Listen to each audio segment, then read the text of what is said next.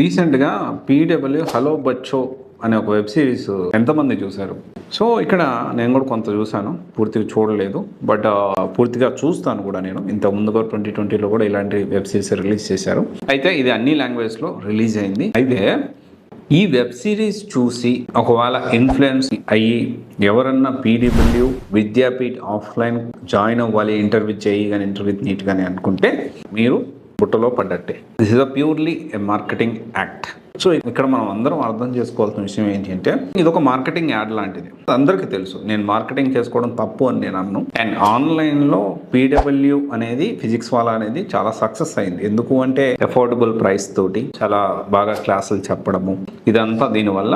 And వాళ్ళ side నుంచి కూడా కొంత అడ్వాంటేజ్ ఉంది ఆన్లైన్ కాబట్టి. ఒక దగ్గర అక్యుములేట్ అయి ఉంటారు. సో వాళ్ళ క్లాసులు అంతా చెప్తూ ఉంటారు. ఇదంతా కూడా జరిగింది.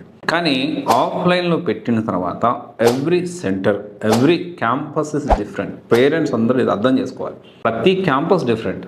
అంటే ఎందుకు ఈ మాట అంటున్నానంటే, ఒక్కో క్యాంపస్లో ఒక్కొక్కలా ఉంటుంది సిచ్యువేషన్ అనేది. అంటే ఒక్కో క్యాంపస్లో మంచి ఫ్యాకల్టీ ఉంటారు, ఎన్విరాన్మెంట్ బాగుంటుంది. ఎందుకంటే ఇన్ని క్యాంపస్లు, ఇన్ని బ్రాంచ్లు ఉన్నాయి కదా, అన్ని బ్రాంచ్లు ఒకేలా ఉంటాయి అనుకోవడం పొరపాటు. పీడబ్ల్యూ